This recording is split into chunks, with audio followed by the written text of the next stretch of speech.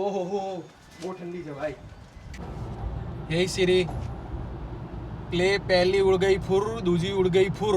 તમે જોશો તો જાળીઓ લગાવી છે બધી આ જ્વેલરીની બહાર, કેમ કે ત્યાં ચોરીઓ જેટલી થાય છે કે જેલમાં બેઠા હોય ને અંદર આપણને એવું લાગે જેલમાં શોપિંગ કરવા આવ્યા હોય ને એવું લાગશે તમને. ગાડી ચલાવતા આવડતી નહીં ને યુહોલ ચલાવવાની તું, એની સાઈઝ જો યુહોલની.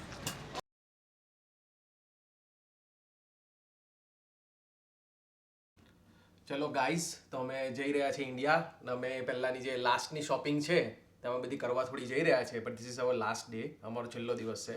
કાલે અમારી ફ્લાઇટ છે ઇન્ડિયા ટુ કેનેડાની, સોરી કેનેડા ટુ ઇન્ડિયાની. ઇન્ડિયા ટુ કેનેડાની વાર છે હજુ કેનેડા ટુ ઇન્ડિયાની છે.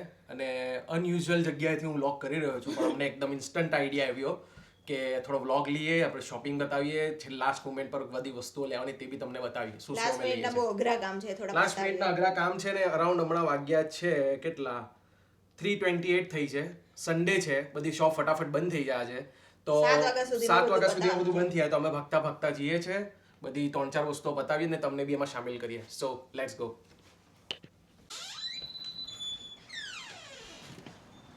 ઓહો હો બહુ ઠંડી છે ભાઈ, ખતરનાક ઠંડી છે, ભાગો.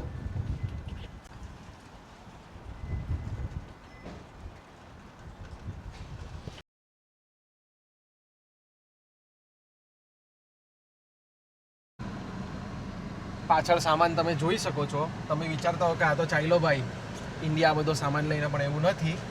મારા એક ફ્રેન્ડને હમણાં ઘર મૂવ કરી રહ્યો છે મારી સામેવાળા, તો એમને હેલ્પ કરવા માટે આ બધો સામાન ઇટોબિકો મૂવ કરી રહ્યા છે. તો ઇટોબિકો તરફ જઈ રહ્યા છે, ત્યાં સામાન મૂકશું, બધી શોપિંગ કરશું ને પછી આગળ વધશું. અત્યારે તો અમે સામાન આપવા જઈ રહ્યા છે ને અહીંયાથી અરાઉન્ડ છે 33 મિનિટ્સ ને બહુ ટ્રાફિક નથી, તો સારું છે.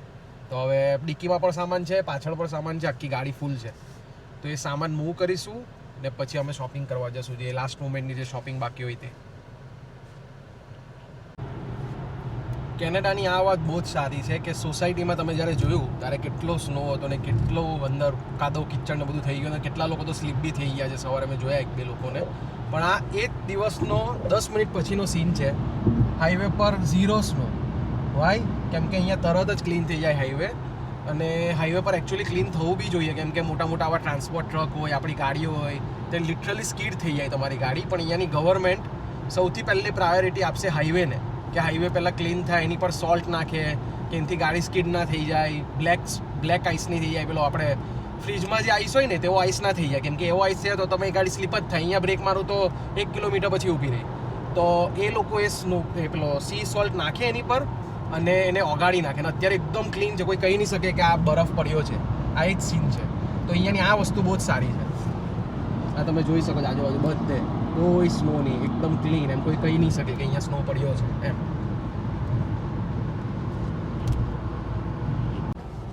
હે સિરી પ્લે પહેલી ઉડ ગઈ ફુર દૂજી ઉડ ગઈ ફુર. Here's Penny doing a Furu Touche game. Sorry, there was a problem with YouTube Music. હું બોલો હવે? શું થયું ભાઈ? પેલી ઉડી કે નહીં ઉડી? એક બી ઉડી નહીં, બંધ ના જ પાડી દીધી એને કે વગાડવું જ નહીં મારે. એટલે હવે ગીત વગર હું ચાલી રહેલો છું. એટલે સિરીએ સાબિત કરી દીધું કે હું સૌથી ખરાબ એઆઈ તો નહીં પણ આસિસ્ટન્ટ છું મેં, સૌથી ખરાબ. હવે શું કરીએ ભાઈ, બધા જ પીડાય છે, એપલના બધા યુઝર આનાથી પીડાય છે.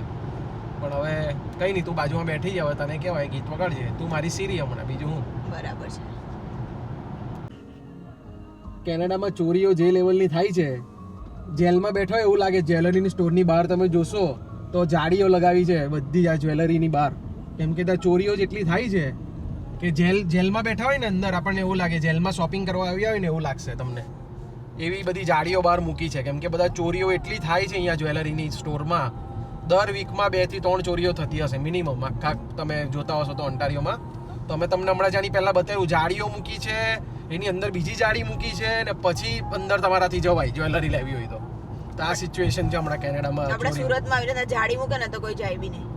લાગે જેલમાં ચોરી કરવા આવ્યા, ચોરી નહીં પેલું શોપિંગ કરવા આવ્યા એવું લાગે તમને.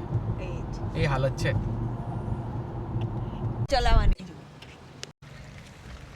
ચલાવવાની તાર ગાડી ચલાવતા આવડતી નહીં ને યુહોલ ચલાવવાની તું, એની સાઈઝ જો યુહોલની. ચલા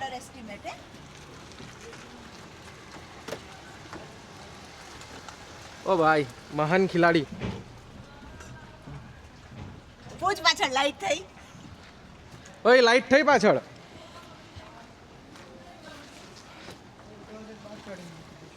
હેલો ગાઈઝ એન્ડ ભેંસીસ, હાઉ આર યુ? લાઈટ થઈ પાછળ, લાઈટ આગળ દ્રષ્ટિએ કરી. વાહ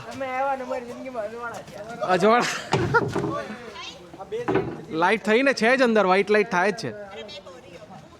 મને નહીં ખબર. અરે આ વખતે તો તમને લઈશ પ્રોપર. અરે બહુ સરસ દેખાવ છે. ચાલ ચાલ આવી જા, ટ્રક ચલાવીને છે.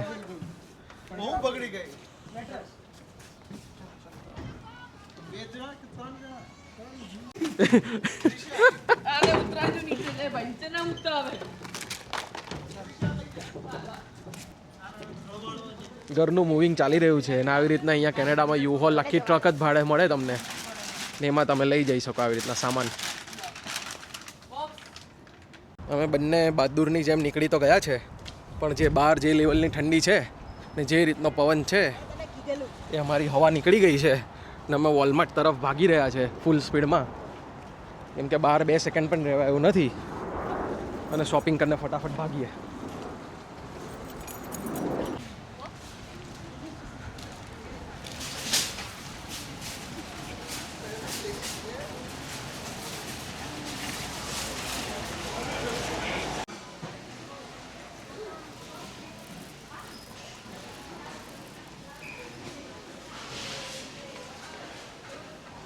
ચોકલેટનો ખજાનો.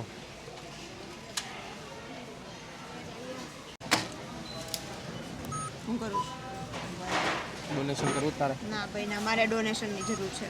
ડોનેશનની જરૂર તક.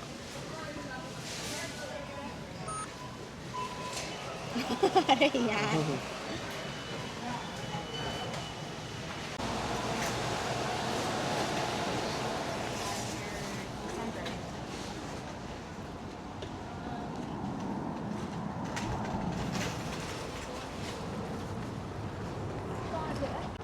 સ્ટેપલ્સ આવી ગયા છે. આ છે અહીંયાની સ્ટેશનરી ને સ્ટેશનરીની સાઇઝ જો. This is the stationery. અહીંયા પ્રિન્ટ કરાવવા આવ્યા છે તો પ્રિન્ટ માટે જવાનું છે આગળ. શું કરવા આવ્યા દ્રષ્ટિ? અહીંયાની સ્ટેશનરી. આપણે ત્યાં નાની કેવી સ્ટેશનરી આવતી, નવનીતની બુક લાવતા ખબર?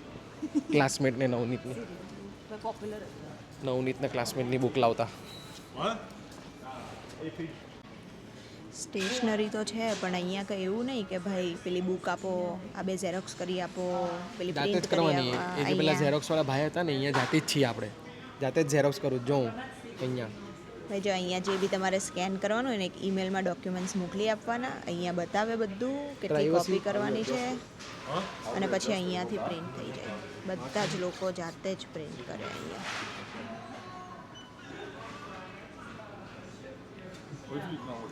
પછી પૈસા ભરવાના પહેલાં, પછી આગળ વાત કરે લોકો. આપણા કાકા પહેલાં કરી આપતા, રાખતા બિલમાં પેલું અકાઉન્ટમાં. હવે $10 અહીંયા પહેલાં આપવાના. પેલો $10 આપો, $10 આપ્યા ને પછી તો આગળ વાત કરે લોકો કે હવે તમારા કાગળ આપો પ્રિન્ટ કરવાના. બચશે ને પૈસા તમને રિટર્ન કરી દઈશું. પણ પહેલાં આપી તો દો. પહેલાં આપો. ને આપણે તો કાકા ખાતામાં લખી દેતા કે જાઓ ભાઈ આવજો મહિના પછી. તું બાકી વાળો હતો? ના હું તો મારું પેમેન્ટ તો ફૂલ જ હોય. બરાબર છે. આપણે પેલી કોલેજની નીચે હતા ખબર? હા. ધારુકા કોલેજમાં નીચે. હા, હું કઈ ધારુકામાં નહીં હતી, તો તું ક્યાં હતી? સાશિતમાં. ઓહો.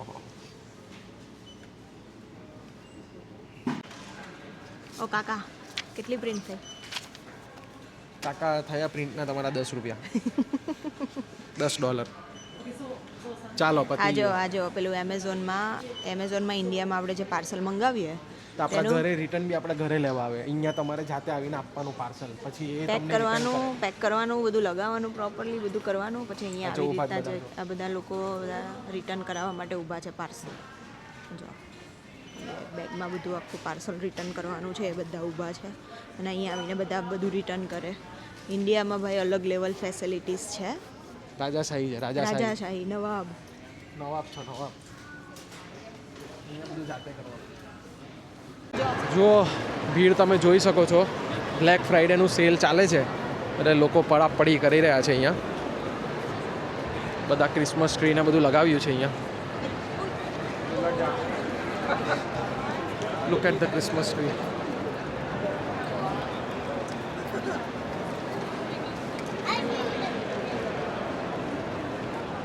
દ્રષ્ટિ ક્રિસમસ ટ્રી કેવા છે? સ્ટારબક્સને એ કેવા લગાવ્યા? જો કપ ક્યાં લગાવેલા છે? આ સ્ટારબક્સના કપ મસ્ત લગાવ્યા છે.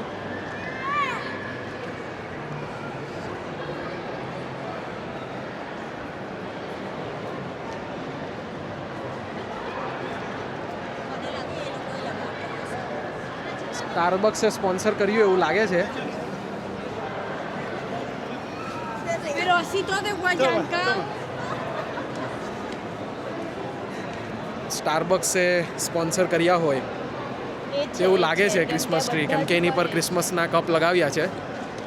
ક્રિસમસ ટ્રી પર કપ્સ લગાવ્યા છે, which is very very innovation, very innovative.